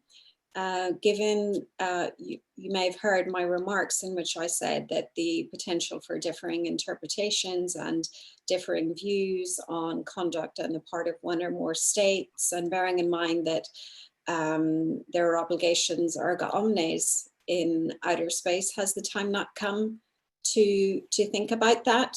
And how will we have legal certainty otherwise? So, trying to think how to organize my response. Sort of maybe three points in response. And I did hear your remarks, and you know, the law student in me, or if I could travel back in time and talk to the law student I was, would be all for compulsory dispute resolution, right? When you're not in the middle of these things, it seems like a clear answer because it does offer all kinds of benefits. I think in the real world, we have seen compulsory dispute resolution not be terribly successful, with some clear exceptions to that, right? Having to do with like maritime boundaries and things like that. There are certain topics that find themselves particularly amenable to compulsory dispute resolution through the ICJ or some other mechanism, trade agreements, stuff like that, where there's a well-developed body of international law and practice. We sort of know how to do those things, and it's just a question of answering the question, right? Applying the law to the facts. I don't think that's where we are with regards to space law. We have very high-level principles in the Outer Space Treaty that don't provide a lot of detail. We have a liability regime that sort of says, well, it's a fault-based liability regime in outer space, but then kind of throws its hands up and says, nothing about what the actual standard is for fault. And then we have lots of new activities that are taking place on the moon, in cislunar orbit and beyond, that has very little practice on these new activities. So even if I think that compulsory dispute resolution is a good idea in concept, I don't actually know how we would do it now. I don't know how you would go to a court or an arbitral tribunal and say, please apply the law to this set of facts, because we have no standards. We have no well-developed state practice or legal standards on which to make some kind of a judgment. So I think absolutely you could imagine particular questions being amenable to that at some point in, say, the medium term. But until we develop that additional practice, I just don't know how you could, my own father's a judge, and not internationally, but it's just knowing judges. If you submitted a question to someone, to a court, I just don't know how they would answer these questions right now. So I think what states have to do now is to do their best to implement the obligations, work together to further develop what those rules mean. And then you take another look, in 5 or 10 years, and you say, okay, this is what we've done. These are the standards that have developed. And we do see standards developing through multilateral and other processes, through the UN, for example, on long-term sustainability and debris. You could imagine those developing to a place in which you could have legitimate judicial review. But at this point, I just don't see it as workable. So can I have a follow-up? I mean, I think actually the what you've set out could actually be said in support of my argument. When you say that there's a lack of detail and the high level nature, that to me seems perfectly amenable to a court or tribunal ruling upon that. That's actually how we've been able to progress a lot of international law, is through that very method. And also, the international legal community is perfectly aware of the great need and deference to the scientific community. But for example, with environmental law, we can't say, well, we don't know enough yet, that, that's why that precautionary principle came into place. So I think, and in the context of, for example, law of the sea, we saw that the ITLOS had its advisory opinion by the Legal Fisheries Commission. So there's also, I think there is a lot of scope for at least arbitration, if not through submitting to a permanent court. But I don't see how a group of states saying that this is what conforms to the treaty and no one else is able to do anything, or we're not able to get normative content and clarity. So, there could be a group of states that take a position very different to that of the United States. And how is that going to work out? Where will that leave us in terms of certainty? Yeah, So Gabriel, if you don't mind, I would like to, I could see Goyo maybe drifting off to sleep. So good sir, I would like to give you one last opportunity to chime in. And then if you need to go, feel free. We are coming up on an hour and a half. I don't know how everyone's doing. Are we still feeling fresh? Okay. I just make it short, okay? Hi, Gabriel. Nice to meet you here again. So I'm not quite clear about the consistency between the Accord and the Outer Space Treaty. As you mentioned that the Accord has no intention to change the wording in the treaty, but it does happen. If I remember correctly, during our discussion in the Hague Working Group, sometimes we are in the same boat when some colleagues, they were trying to create something new, changing the wording of the Outer Space Treaty, such as space resources shall be used exclusively for peaceful purpose. I said, no, it's not exactly the same saying of the treaty. It shall be, okay, the moon and other such bodies shall be used exclusively for peaceful purpose. And I remember at that time, you were in line with me, but of course our proposal were rejected by the working group. Anyway, But again, in the accord, the wording just shows as a peaceful purpose. I understand that, of course, regarding the Artemis program, of course, is a series of activities, not only the activities on Saturn but on the moon. But the gravity of the activity, of course, just refers to the space resources activities on the moon. So in this regard, actually, exclusively for peaceful purpose, the term shall be mentioned, but it's just disappeared. It's changed to a peaceful purpose. And regarding the emergency assistance, as you just introduced, actually, if we just, first, you see the accord does not mention Outer Space Treaty in this specific principle. It just mentioned the rescue agreement.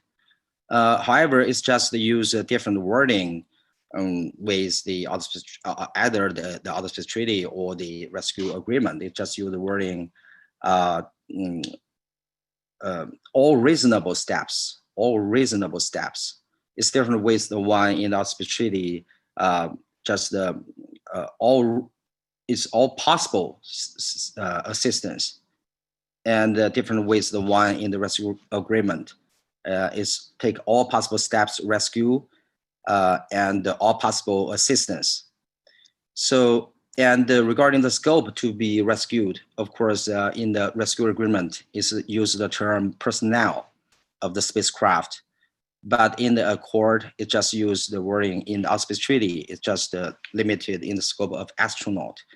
So from a purely, the legal perspective, it does make some changes there, no matter it's intentionally or just omission. And the last point is regarding the safety zone principle. Hold on a second, please. The first sentence of that principle is said that avoiding harmful interference is an important principle of the Outer Space Treaty. Again, I remember during the discussion in the Hague Working Group, I also the one objected such kind of saying. If I remember correctly, you also supported my suggestion at that time, because it's not the exactly the same saying in Article 9. So the potential harmful interference, when it just referred in Article 9, it just trigger international obligation regarding consultation. It said that just if a state has reason to believe its activity would cause harmful, potentially harmful interference with another state, it is obliged to take some appropriate international consultation.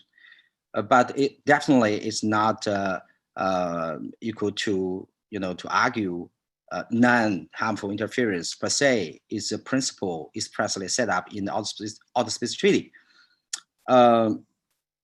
So, just to put it in short, regarding the 10 principles in the accord, some of them just, as I said, change the wording of the Outer Space Treaty.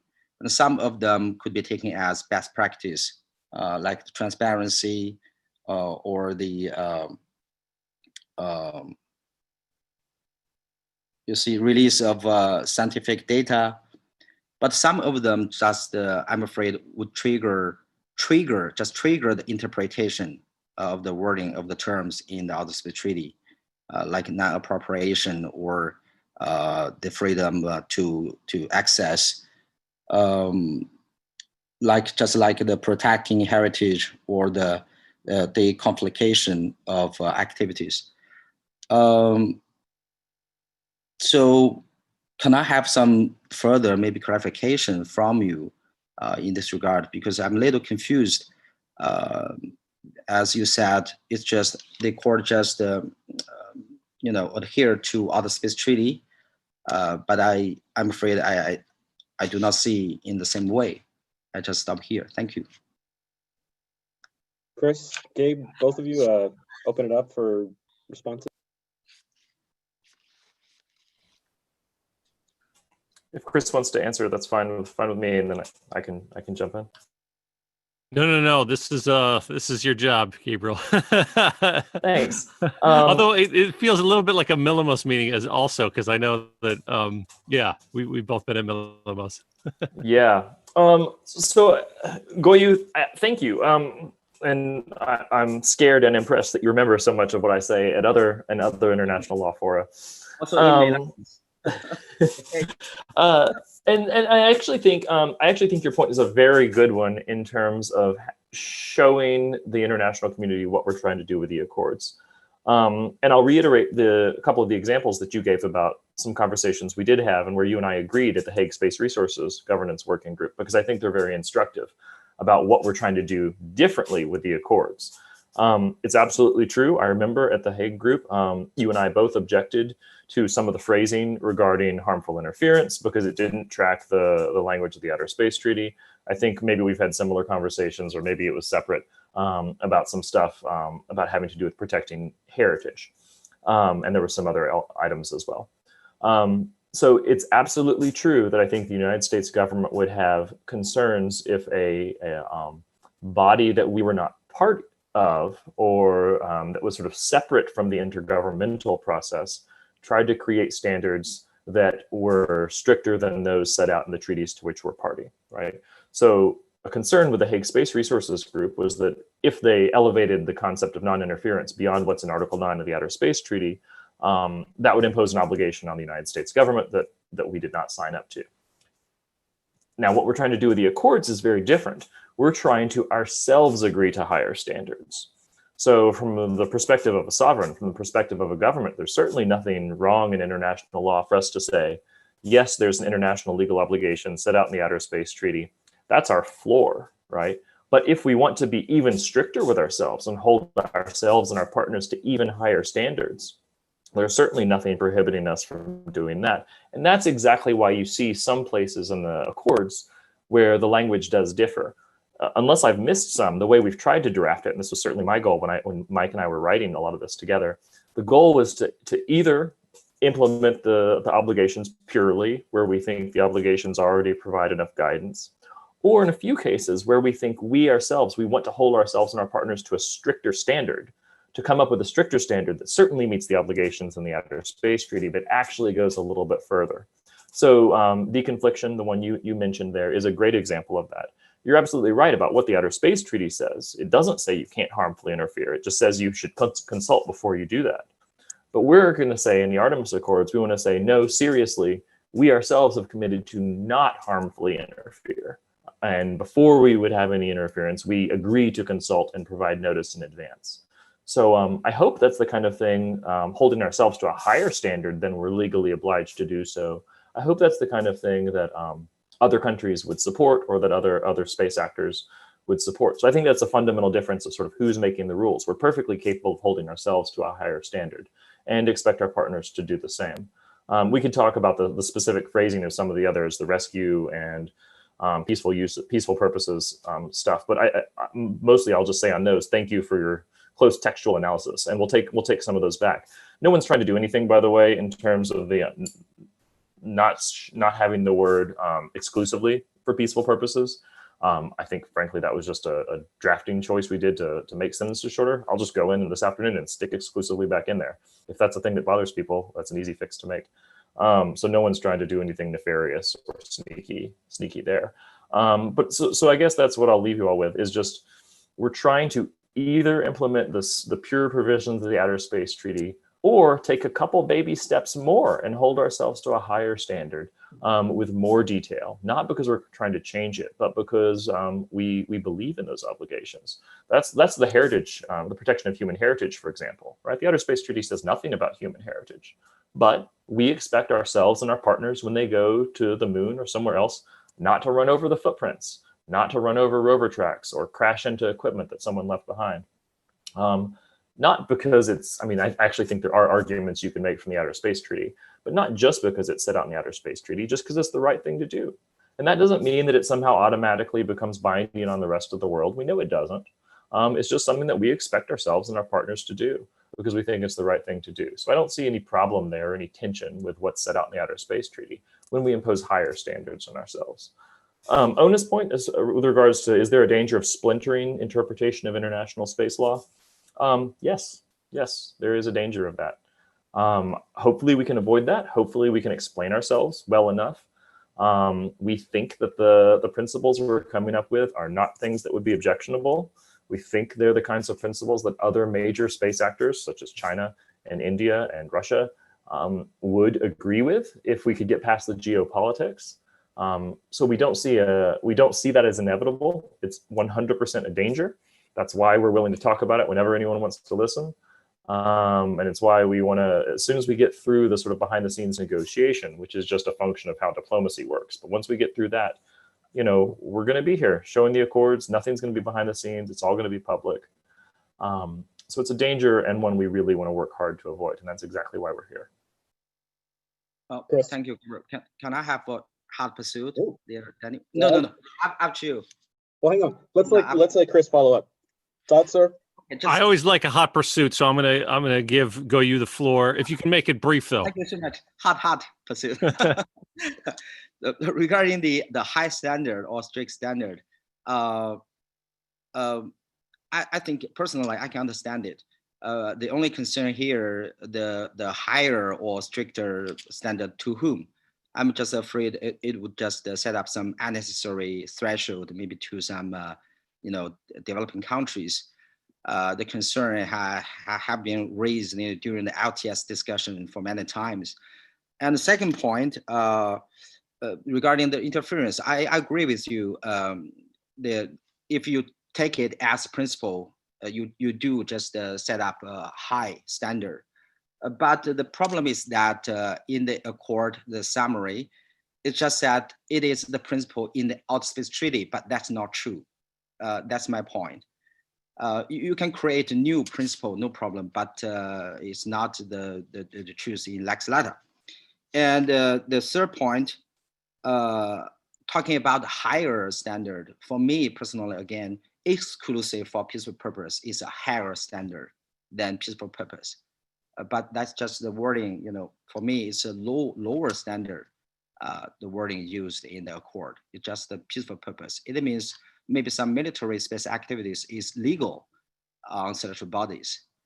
And another one is about the scope to be rescued. Personnel, I think, is a broader scope than astronaut, also including maybe crew members, depending on different domestic law.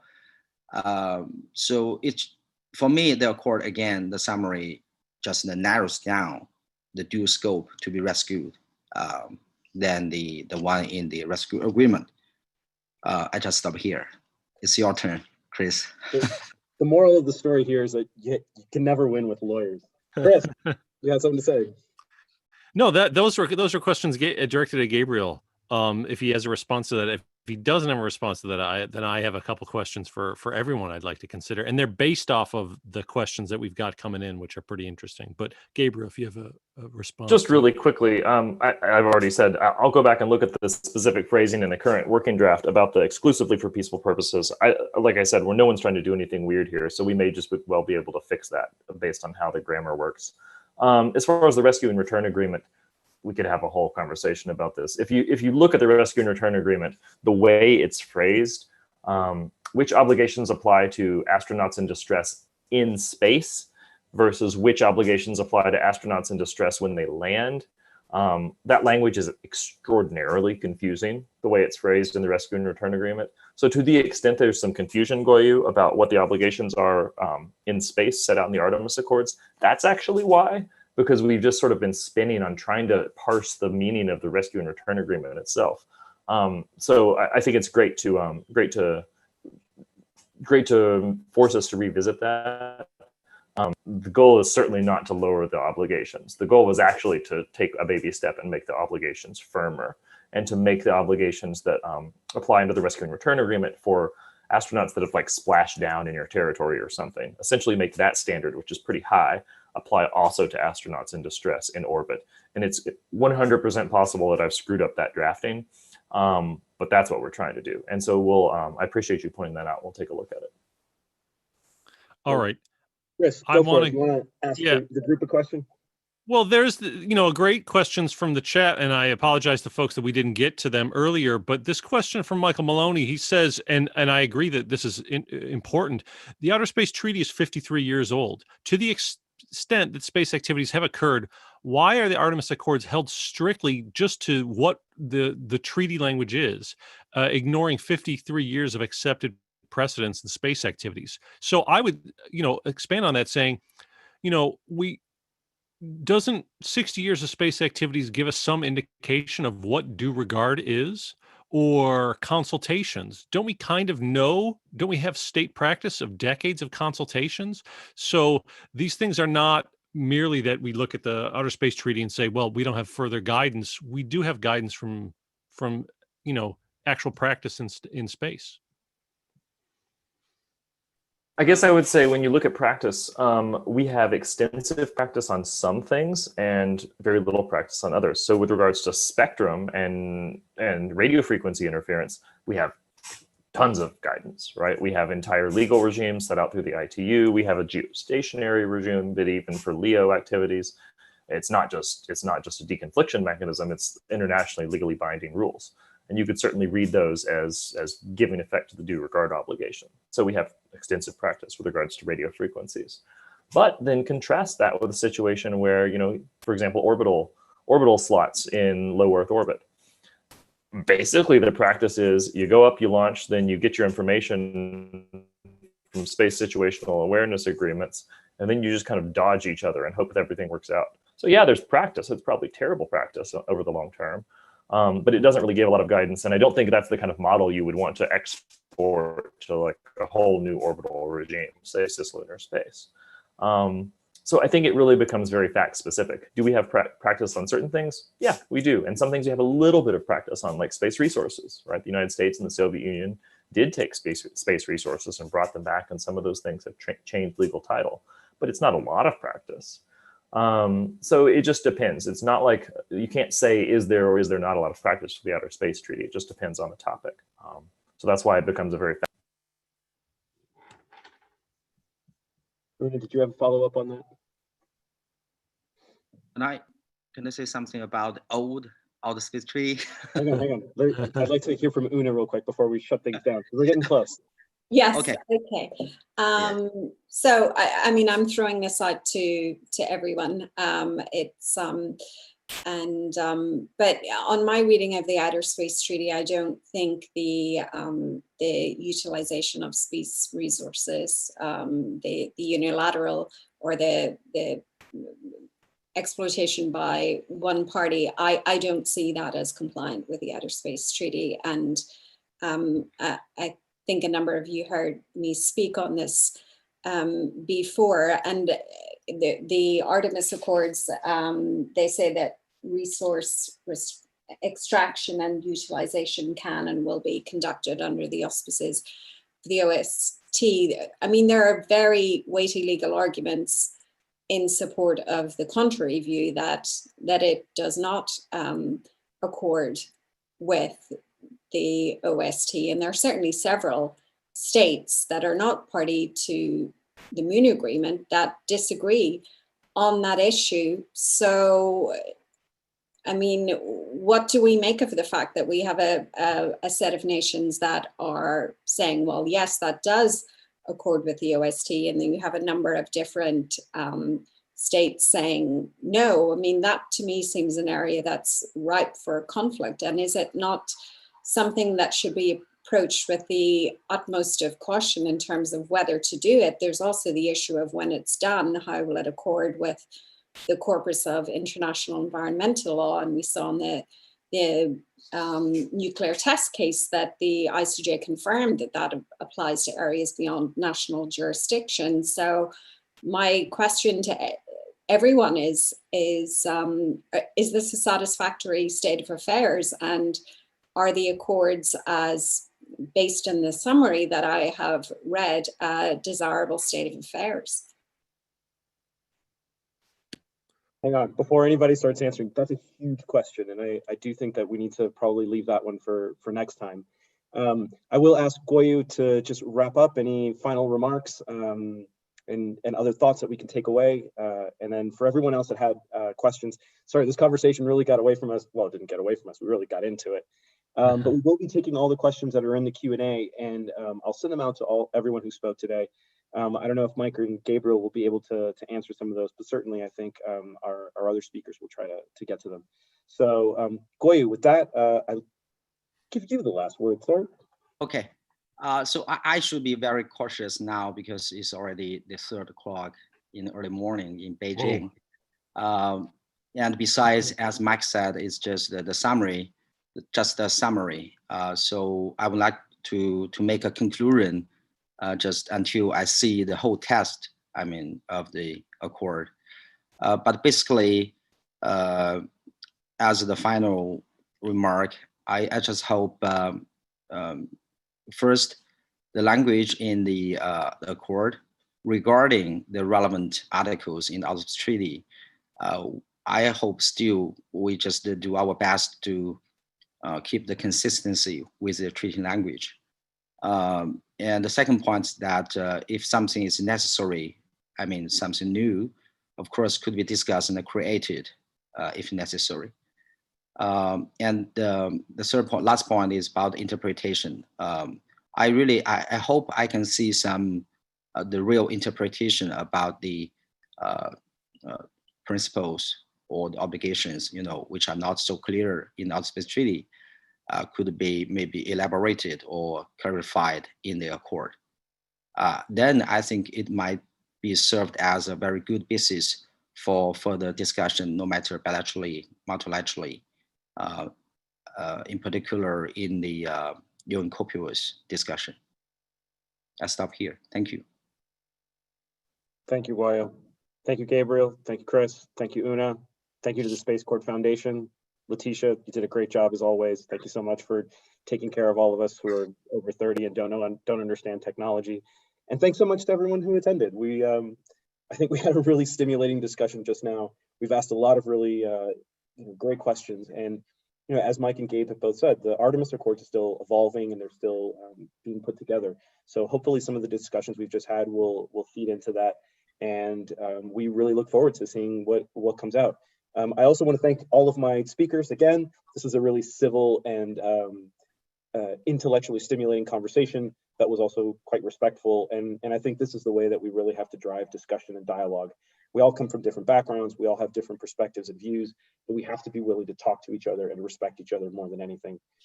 That's a big deal these days. So thank you very much to everyone. Let's call it a day. That's enough talking about lunar mining for at least this morning. Thanks, everyone.